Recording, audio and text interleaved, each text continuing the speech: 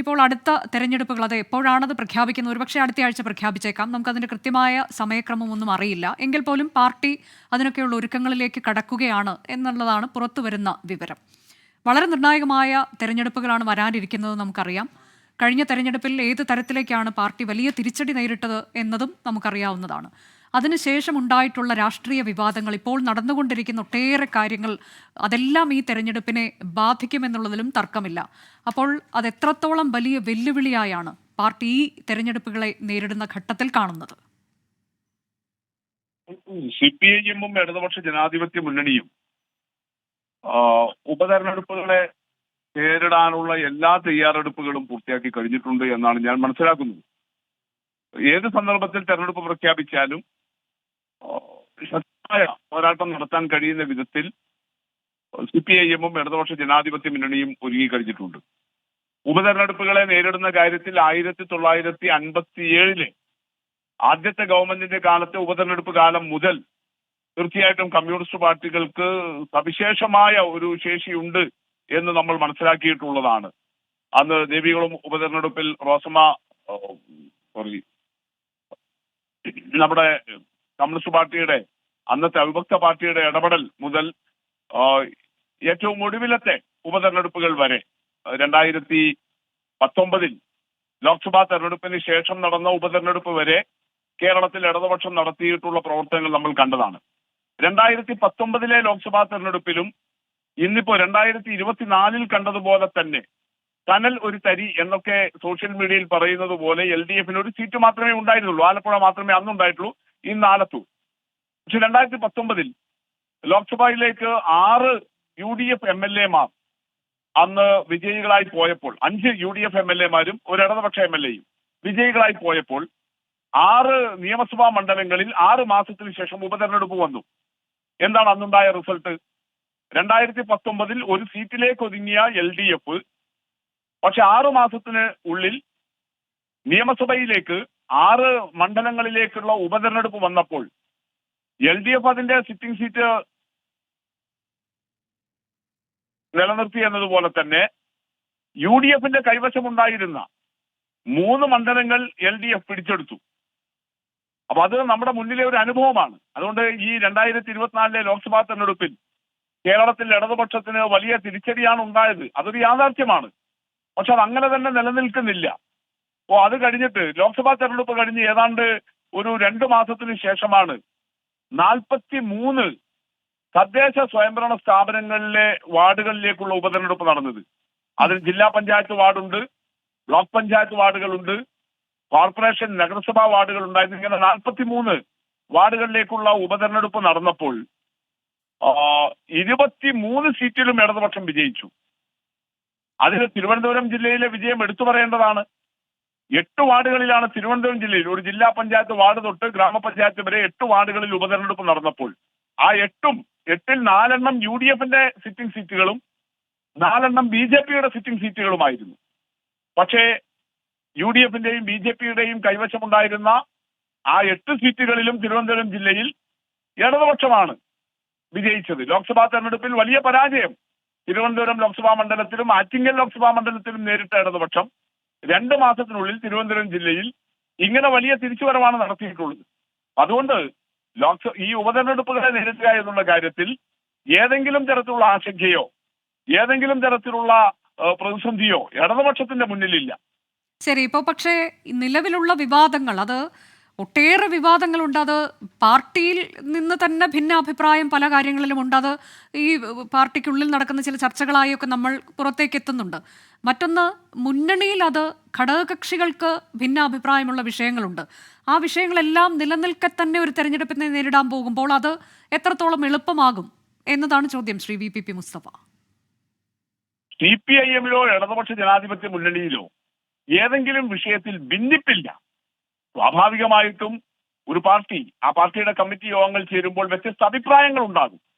നേരത്തെ ഇപ്പോൾ നിങ്ങൾ PV അൻവറിനെ കോട്ട് ചെയ്തുകൊണ്ട്, PV അൻവറിനെ മഹാനാക്കിക്കൊണ്ട് നിങ്ങളെല്ലാം പറഞ്ഞതെന്താ? CPM-ൽ ഒരു ജനാധിപത്യവുമില്ല, അവിടെ ആർക്കും ചർച്ചകൾ നടത്താൻ അവകാശമില്ല, പിണറായിക്കെതിരെ ആരും മിണ്ടില്ല.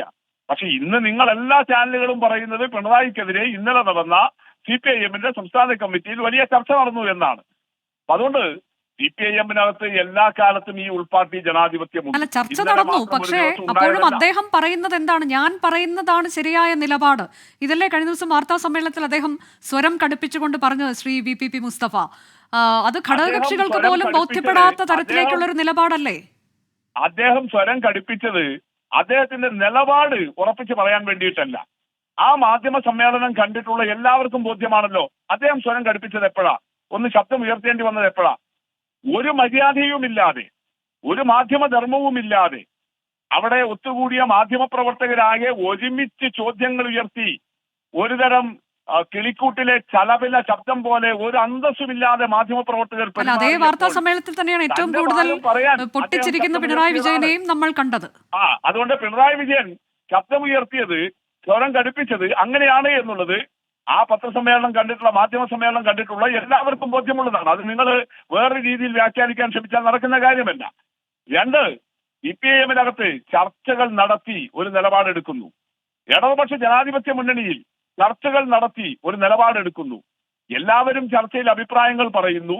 ആ അഭിപ്രായങ്ങൾ കേട്ട് ഒരു നിലപാടിലേക്ക് എത്തിയാൽ ആ നിലപാടാണ് മുഖ്യമന്ത്രി തൊട്ട് സാധാരണ പ്രവർത്തകൻ വരെ ഉയർത്തി. അവിടെയാണ് സംശയം, ശ്രീ VPP മുസ്തഫ. ഇവിടെ മുഖ്യമന്ത്രി പറയുന്ന നിലപാടിലേക്ക് പാർട്ടിയും എത്തിച്ചേരുന്നുണ്ടോ എന്നുള്ള സംശയം, അവിടെ തിരുത്തൽ ശക്തിയായി ആര് നിലനിൽക്കുന്നു എന്നുള്ള സംശയം. ഘടകകക്ഷികൾക്ക് ചില കാര്യങ്ങളിൽ താങ്കൾ പറഞ്ഞതുപോലെ ഭിന്നാഭിപ്രായം എന്നുള്ളത് ചെറിയ തോതിൽ മാത്രമല്ല, അത് ഏതെല്ലാം തരങ്ങളിൽ അവർ ലേഖനമായി എഴുതുന്നു, മാധ്യമങ്ങളോട് പ്രതികരിക്കുന്നു. അപ്പോൾ അങ്ങനെയൊക്കെ വലിയ അഭിപ്രായ വ്യത്യാസം അവിടെ നിലനിൽക്കുമ്പോഴും ഇതുവരെയും അവർ പറയുന്ന കാര്യങ്ങളിലേക്കല്ല കാര്യങ്ങൾ പോകുന്നത്, മുഖ്യമന്ത്രി പറയുന്നിടത്ത് നിൽക്കുകയാണ് എന്നുള്ളിടത്താണ്. അപ്പോൾ ചർച്ചകൾ നടന്നാലും അത് ആര് പറയുന്നതിലേക്ക് അവസാനം എത്തുന്നു എന്നുള്ള ചോദ്യം അത് പ്രസക്തമാണല്ലോ. അല്ല, ഈ മുഖ്യമന്ത്രി പറയുന്നതിൽ ശരിയുണ്ടെങ്കിൽ അത് CPIM-ന്റെയും LDF-ന്റെയും നിലപാടാകുന്നതിൽ എന്താണ് പെശക്? അദ്ദേഹം ഒരു നിലപാട് പറഞ്ഞാൽ അത് തള്ളിക്കളയേണ്ട കാര്യമില്ലല്ലോ.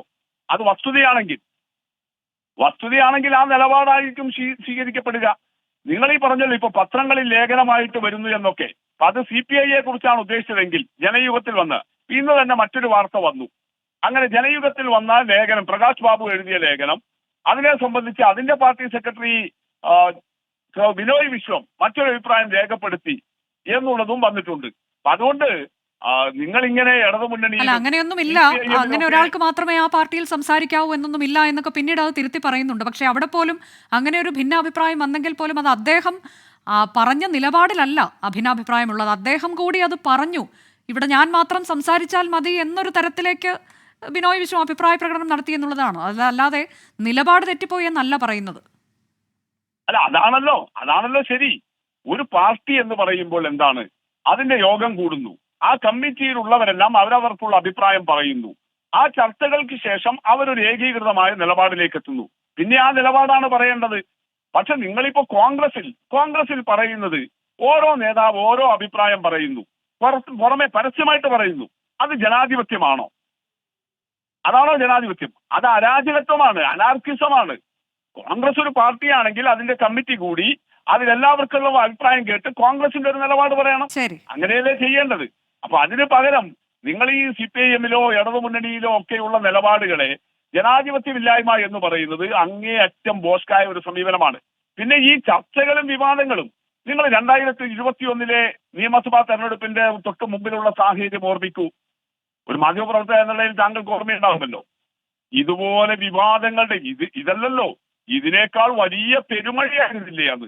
അത് വിവാദം മാത്രമല്ലല്ലോ. കേന്ദ്ര സർക്കാരിന്റെ 4 അന്വേഷണ ഏജൻസികൾ, ഒന്ന് മാത്രമല്ല 4 തുടർച്ചയായി കേരളത്തിലായിരുന്നില്ലേ? അവരെല്ലാം അന്നത്തെ മന്ത്രിമാരെ വിളിക്കുന്നു, അവരെ ചോദ്യം ചെയ്യുന്നു, മണിക്കൂറുകൾ, ദിവസങ്ങൾ. ശരി, പക്ഷേ അതിനേക്കാൾ കുറച്ചുകൂടി ഗുരുതരമായ ഒരു സാഹചര്യം ഇല്ലേ ശ്രീ VPP മുസ്തഫ? കാരണം ഇവിടെ ഇപ്പൊ ഈ തൃശൂർ പൂരം, ഇപ്പൊ ചേലക്കരയിൽ ഉപതെരഞ്ഞെടുപ്പ് വരാനിരിക്കുകയാണ്. തൃശൂർ പൂരം അത് കലക്കിയിട്ടുണ്ട് എന്നത് മുഖ്യമന്ത്രി തന്നെ കഴിഞ്ഞ ദിവസം സംസാരിച്ച് കഴിഞ്ഞ കാര്യമാണ്. അവിടെ ഗൂഢാലോചന നടന്നിട്ടുണ്ട്, അതിലൊക്കെ ഇപ്പോൾ അന്വേഷണവും പ്രഖ്യാപിക്കുകയാണ്. കൂടാതെ PV അൻവർ ഉന്നയിച്ച ചില കാര്യങ്ങൾ, അത് ആർക്കൊപ്പം നിൽക്കുന്ന MLA ആയിരുന്നു എന്ന വലിയ പ്രധാനപ്പെട്ട ചോദ്യമുണ്ട്. പ്രതിപക്ഷത്തെ ആരെങ്കിലും ഉന്നയിക്കുന്ന കാര്യങ്ങളല്ല അദ്ദേഹം പറഞ്ഞത്. അതുപോലെ തന്നെയുള്ള ഈ PR ഏജൻസിയുമായി ബന്ധപ്പെട്ട കാര്യം, പിന്നീട് അത് പത്രത്തിൽ വരുമ്പോൾ അത് ഏത് തരത്തിലേക്കാണ് മലപ്പുറത്തെ കൂടി കൂട്ടി പറയുന്നത്? പിന്നീട് അതിൽ സ്വീകരിച്ച നിലപാട് PR ഏജൻസിയുടെ കാര്യത്തിൽ മാത്രമാണ് ഒരു നിലപാടിലേക്ക് പോകുന്നത്. ആ പറഞ്ഞ കാര്യം എത്രത്തോളം ഡാമേജിംഗ് ആണ് എന്നതിലേക്ക് പാർട്ടി ഒരു പുനഃപരിശോധനയിലേക്കും പോകുന്നില്ല. അപ്പോൾ ഈ കാര്യങ്ങളൊക്കെ നിലനിൽക്കെ നടക്കുന്ന ഉപതെരഞ്ഞെടുപ്പ് എന്നൊരു കൂടി പ്രത്യേകത കൂടിയില്ലേ? വളരെ വേഗം മറുപടി ശ്രീ VPP മുസ്തഫ. 2021 ഇതിനേക്കാൾ വളരെ വളരെ മ്ലേച്ഛമായ ആക്ഷേപങ്ങൾ ഉന്നയിച്ച് കേന്ദ്ര സർക്കാരിന്റെ ഏജൻസികളെ കൂടി ഉപയോഗപ്പെടുത്തി ഇടതുപക്ഷത്തെയും CPIM-നെയും ബഹുമാനപ്പെട്ട മുഖ്യമന്ത്രി ശ്രീ പിണറായി വിജയനെയും വേട്ടയാടിയപ്പോൾ 2021 നിയമസഭാ തെരഞ്ഞെടുപ്പിൽ എങ്ങനെയാണ് കേരള ജനത പ്രതികരിച്ചത് എന്നുള്ളത് നമ്മുടെ മുന്നിലെ അനുഭവമാണ്.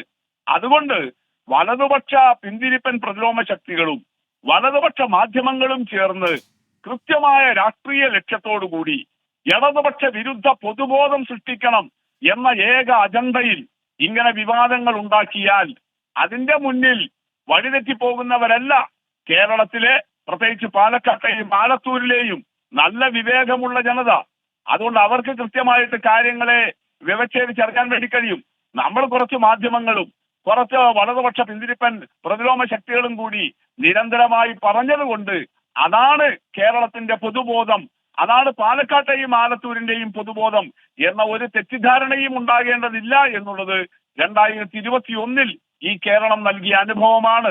അതുകൊണ്ട് ഞങ്ങൾക്ക് നിങ്ങൾ ഉണ്ടാക്കുന്ന ഈ വിവാദങ്ങളിൽ ഒരു പരിഭ്രമവുമില്ല. ഇത് കേരളത്തിലെ ഇടതുപക്ഷവും ശ്രീ പിണറായി തന്നെയും ആദ്യമായിട്ട് നേരിടുന്ന ഒന്നല്ല എന്നുള്ളത് കൊണ്ട് കേരളത്തിലെ ജനങ്ങൾക്ക് ഈ കാര്യങ്ങളെ കൃത്യമായി വ്യവച്ഛേദിച്ചറിയാൻ വേണ്ടി കഴിയും.